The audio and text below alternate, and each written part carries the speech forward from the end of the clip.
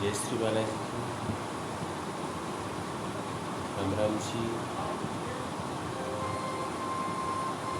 सभी भक्तजनों, मेरी माताओं, प्यारी बेटियों, बड़े बुजुर्गों, फेसबुक प्रेमियों, सभी को जीडी ग्रुप की तरफ से हेमंत भैया का जय श्री राम। बालाजी के आशीर्वाद से उन्हीं की कथा, उन्हीं की गाथा अपन सुन रहे हैं और सभी को आज के दिन दशहरे की बहुत बहुत साधुवाद कि बालाजी की कृपा आप सभी पे बनी रहे। तो दशहरा है और एक अद्भुत त्योहार है कि एक रावण पर जीत हुई, गलत पे जो गलत था उस पे जीत हुई। आज उन्हीं का दिन है, सभी लोग त्योहार के रूप में मनाते हैं। तो इस प्रकार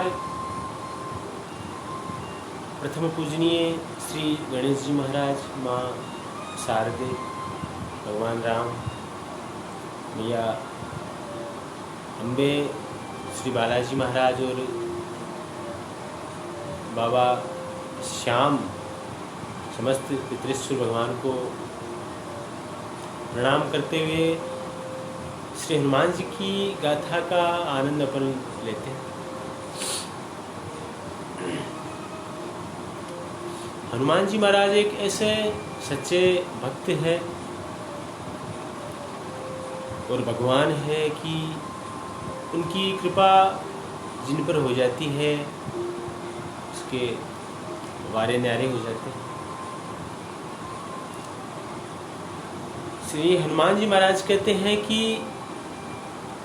मेरी शरण में आया हुआ मनुष्य है, कभी चिंता, भय या किसी विपदा में नहीं आता। ये सत्य है, अटल सत्य है। हनुमान जी महाराज की कृपा ऐसी हो जाती है कि उसको हर पल एक आंतरिक आनंद की अनुभूति होती है।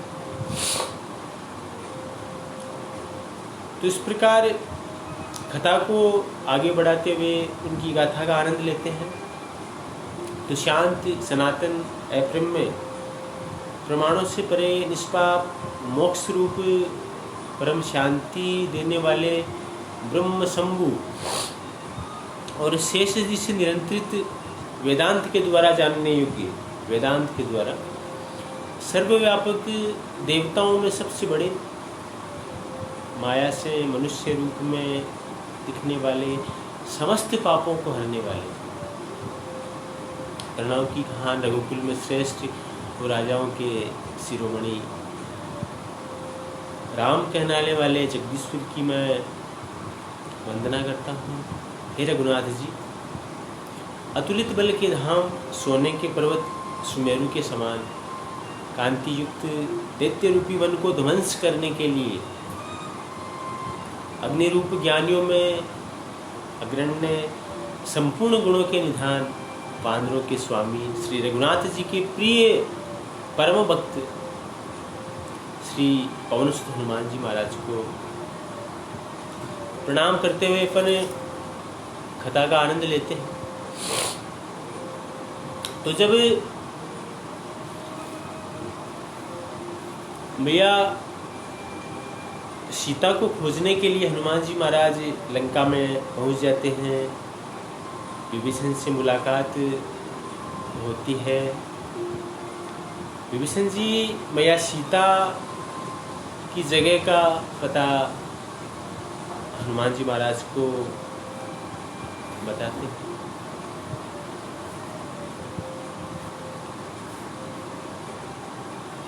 और हनुमान जी महाराज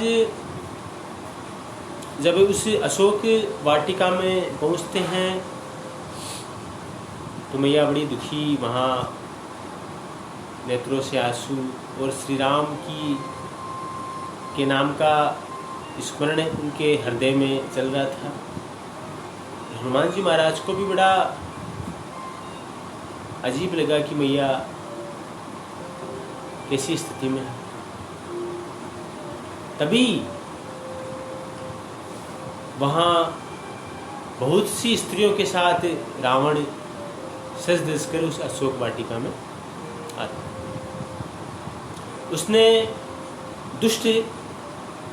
उस दुष्ट ने सीता जी को बड़े बहुत प्रकार से समझाया कि साम दाम दंड भेद।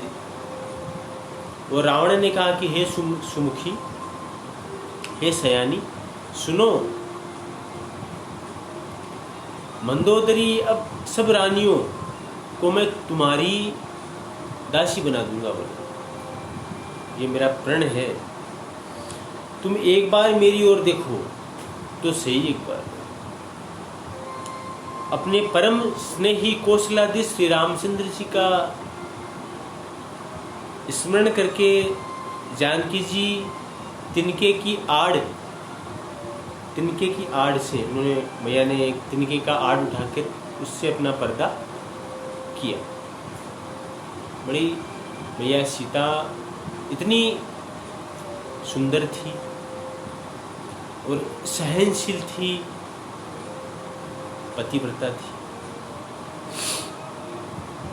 तो मैया हे दशमुख सुन, बोले जुगनू के प्रकाश के कभी कमलनीन खिल सकती है।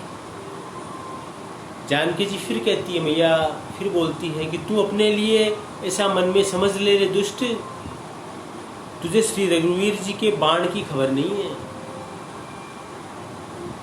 अपने को जुगनू के समान और रामचंद्र जी को सूर्य के समान सुनकर और सीता जी के कठोर वचनों को सुनकर रावण तलवार निकालकर बड़े गुस्से में बोला कि सीता, तूने मेरा अपमान किया है और मैं तेरा सिर इस कठोर कृपाण से काट दूंगा। बोले डराता है भैया, नहीं तो जल्दी से मेरी बात मान ले है सुमुखी, नहीं तो जीवन से हाथ धोना पड़ेगा। इस प्रकार रावण कई प्रकार से मैया सीता को कहता है कि मैं सभी को दासी बना दूंगा तेरी, तू मेरी एक तरफ एक बार देख ले। बोले इस प्रकार आगे की कथा का आनंद अपन कर लेंगे। अपना और अपने बच्चों का विशेष ध्यान रखें। समय बड़ा कीमती है, समय के साथ ही चले। थोड़ा सा आगे या पीछे में नुकसान है। जो व्यवस्था, जो प्रकृति का नियम है, उसके हिसाब से चलते। और आज के लिए इतना ही। व्यस्त रहे, मस्त रहे। जय श्री बालाजी की। राम राम।